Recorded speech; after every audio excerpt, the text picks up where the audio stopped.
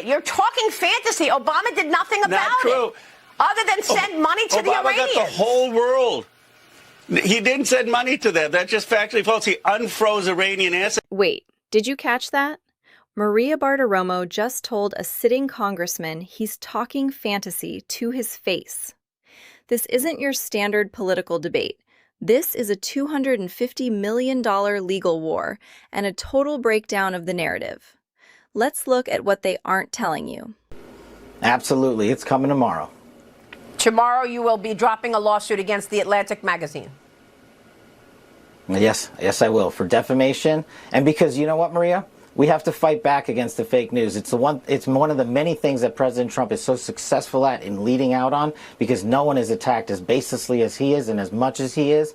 And our leaders that get attacked under his brilliant leadership must do the same. And I won't tolerate their attacks on me, because they are indirect attacks on the men and women of the FBI that we've cleaned up. And this historic, prolific year of crime reduction across the board is something that all Americans should be. And I know they're proud of it because I travel across the country and they say our communities are safer than ever before. Our kids aren't dying of drug overdoses. You're stopping terrorist attacks. Maria, in December, in a 4-week span, this FBI stopped 4 terrorist attacks planned over the holiday season. 4.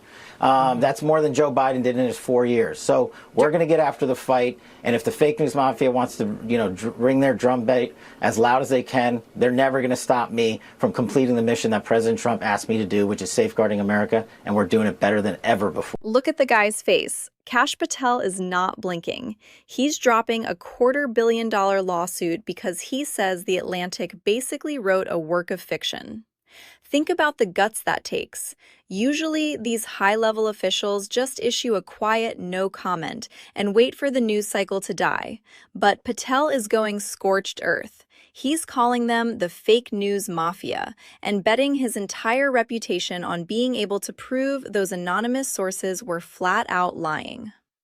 It's wild because he's tying the media attacks directly to his performance at the FBI.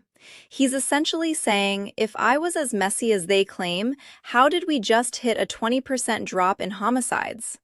It's a high-stakes gamble. If he wins, he effectively silences his critics for good. If he loses, it's one of the most expensive backfires in political history.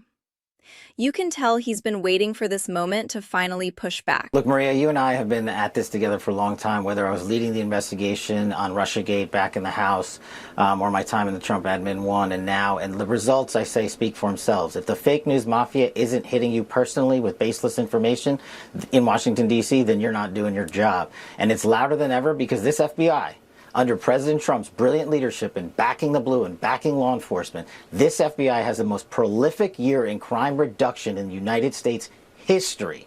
A 20% reduction in the homicide rate, a 20-point drop in opiate overdose deaths. We have found and identified 6,300 child victims. 6,300 kids get to go home to their kids. That's a 30% increase. Seizing enough fentanyl to kill 180 million Americans. That's a 31% increase. Our deal with China, where we stopped the flow of fentanyl precursors, a historic engagement thanks to President Trump in Busan.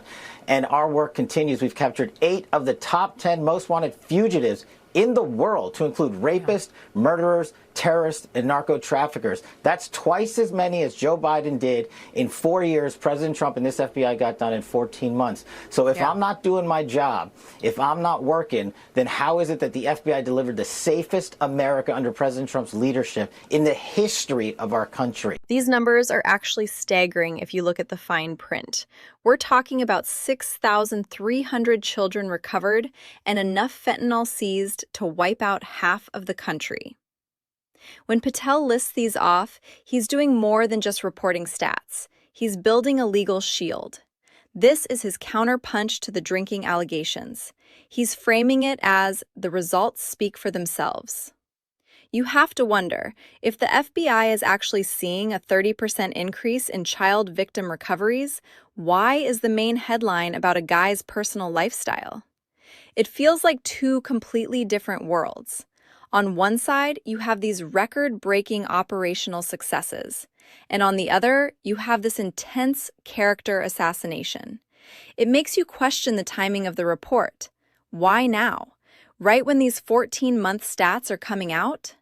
It's a classic power struggle over who gets to define the success of the agency. The American president should call the shots in this country, but you and your colleagues are trying to clip his wings right now with this war powers vote. I agree, the president is in charge. But look, a lot of the things that you just said are just not true, Congressman. I mean, look, we have to look at this realistically. And President Obama sent money to the Iranians, and what did they do? They resumed their buildup of That's not true. enrichment. That's not true. Yeah, Not true. What's not true? Not What's true. not true? What specifically about that sentence is not true? There was a deal that we reached to get 97% of the enriched uranium out. In the process of that, Iran had certain assets that were Iranian assets. Wasn't our money. That was unfrozen. And that was a deal that China, Russia, France, UK, Canada, the United States all agreed to. And then you had President Netanyahu Obama come sent in the and money. try to torpedo it, and AIPAC tried to torpedo that deal. We were on a path to having a denuclear Iran, but what happened is it wasn't in Netanyahu's interest and AIPAC's interest, and they've dragged us into another war in the Middle East. They've hurt American people, and the American people are tired of it. Did you see how quickly she pivoted to the enrichment numbers? Ro Khanna is trying to play the statesman card, but Maria is coming in with the spreadsheets. It's fascinating to watch the body language here. He keeps trying to lean back and look composed, but she's leaning in with the direct question about the money. This is the core of the whole Iran debate. Did that cash actually stop the nuclear program, or did it just fund the proxies? Khanna is sticking to the 97% removed line like a life raft, but the tension in the room is thick enough to cut with a knife.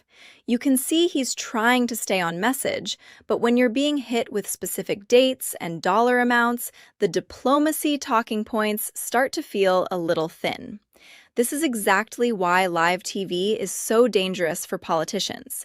There's no teleprompter to save you when the host starts checking your math. Barack Obama was a great statesman who left America much safer. I wouldn't put Donald Trump in the same paragraph. The reality is when President Obama left, because of the great efforts of people like Valerie Jarrett, we had 97% of the enriched uranium out. The reality is we didn't have 13 American service members dead. The reality is we never had gas go up from $2.30 to $4. The reality is we did not give China more role in the region. Let me finish, Maria. I'll let you finish. Okay, we didn't give China more role in the region. We did not give the IRGC a more hardline regime in there. You know why? Because Obama actually did his homework. He actually tried to engage in statesmanship. He got China, Russia, the entire European allies on board with getting Iran on a path to not having a nuclear weapon. All Trump did is listen to Netanyahu. That's his entire foreign policy. And you know what? I resent the fact that Israel is going to tell the United States what to do. The American president should call. Wait, listen to his phrasing here.